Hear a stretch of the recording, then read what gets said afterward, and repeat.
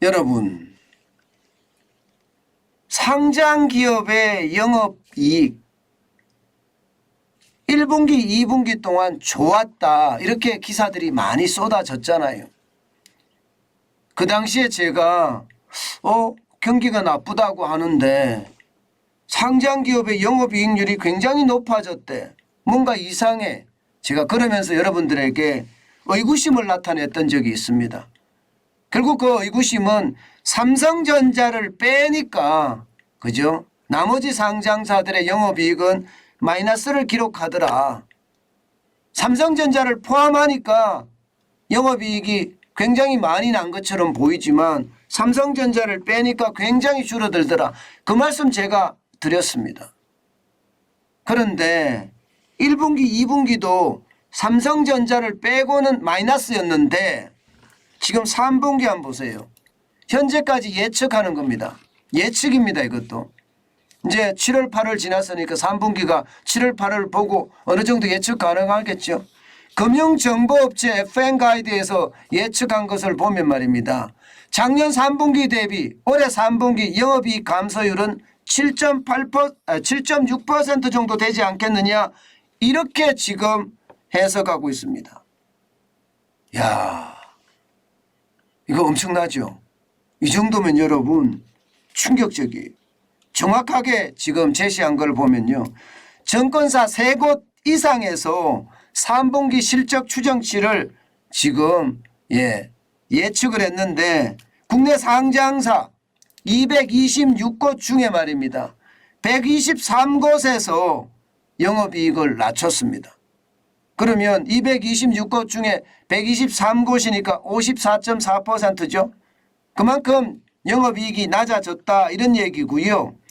또 영업이익 대비 전망치가 좀 높아졌다 하는 데는요. 226곳 중에 84곳입니다.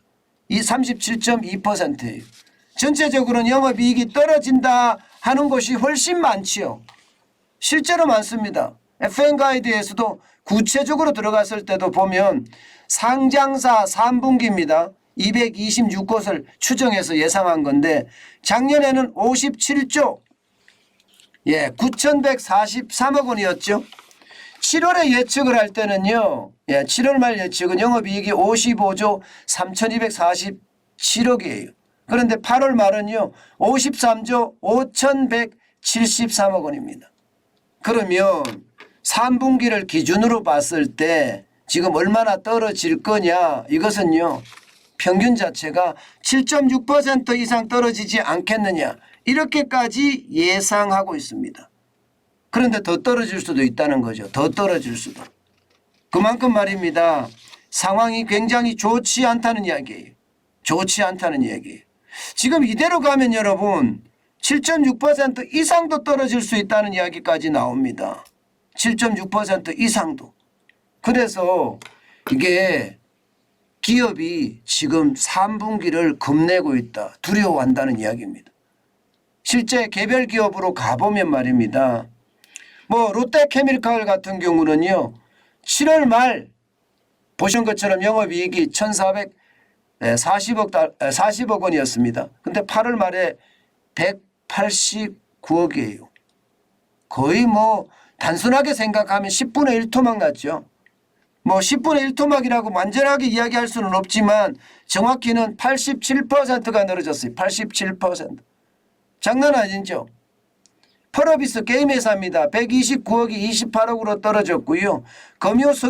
금호석유화학이 3,695억에서 3,139억까지 떨어졌습니다.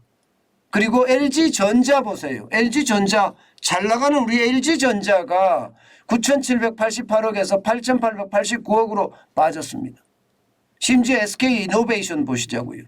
1,351억 원에서 1조 726억 원으로 빠졌습니다. 더 심각한 것은 HMM입니다. HMM은 이게 해상 물류 회사죠. 2조 7,142억 원에서요. 2조 5,871억 원까지 지금 꼬꾸라졌어요. 이렇게까지 꼬꾸라지면 결국 말입니다. 개별 기업들의 3분기는 굉장히 나빠진다는 이야기가 되는 겁니다. 3분기는. 예, 3분기가 무섭다 이런 표현은 제가 직접 실제 기업들이 한 이야기를 제가 제목으로 단 겁니다. 그만큼 말입니다. 기업들의 3분기는 그 어느 때보다 지금 위험해지지 않겠느냐 이렇게 예상합니다. 삼성전자까지도 3분기 영업이익 전망치가 떨어지고 있어요. 13조 5,536억 원에서요 13조 5,514억 원으로 지금 현재까지 보면 적어도 한 20억가량 떨어지지 않겠느냐 이렇게 예상합니다. 물론 많이 떨어지는 건 아닙니다. 그러나 떨어진다는 자체에 충격파가 있는 겁니다. 충격파가 떨어진다는 자체에. 문제는 3분기에서 그칠 것이냐 아니면 4분기까지 갈 것이냐의 문제잖아요.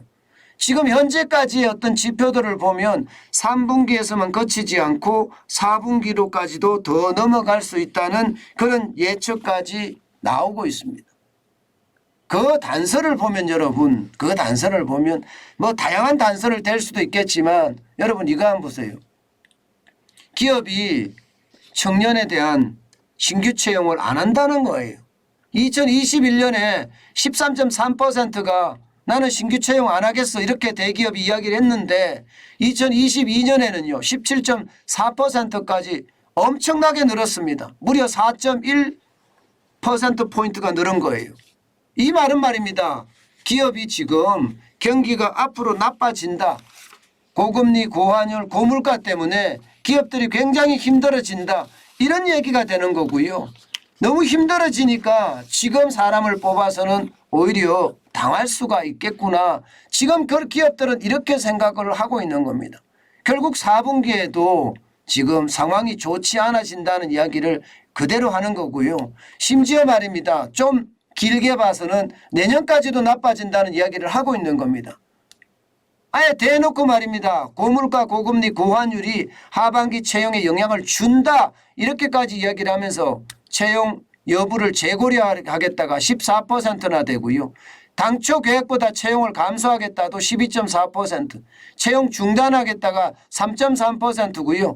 채용 일정 연기하겠다가 2.5%입니다. 물론 채용에 변화가 없다는 67.8%가 많아졌지만 작년에 대비해서 지금 확 줄었다는 것은 결국 말입니다. 작년보다 올해 경기가 더 나빠진다는 이야기가 되는 거고 올해 경기보다는 내년 경기가 더 나빠진다는 그런 이야기도 가능하게 됩니다. 그만큼 말입니다. 기업의 실적마저도 말입니다. 지금 기업 자신들이 3분기가 무섭다 이렇게 이야기할 정도로 상황이 악화되고 있다. 이 말씀을 드리고 싶습니다. 여러분 경기는 그렇게 확 좋아지던 것은 아니잖아요. 그죠? 지금 상황이 딱 그 짝이에요. 그래서 예의주시해야 됩니다.